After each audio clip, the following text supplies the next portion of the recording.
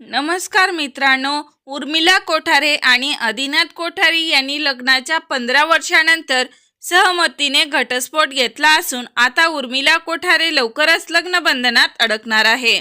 तर चला जाणून घेऊया काय आहे सविस्तर माहिती।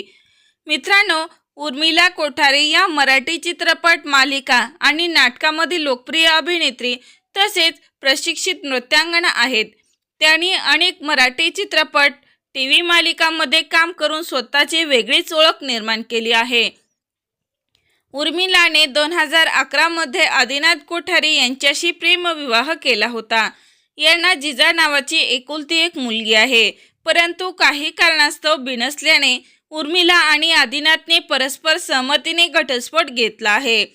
त्यांनी हा निर्णय शांतपणे आणि परस्पर आदराने घेतला आहे।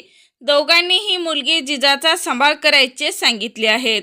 तर मित्रांनो, आता उर्मिला कोठारे घटस्फोटानंतर योग्य जोडीदार मिळाल्यास लवकरच लग्न बंधनात अडकणार आहे। तर यावर तुमची काय प्रतिक्रिया आहे, कमेंट करून नक्की सांगा। तोपर्यंत धन्यवाद।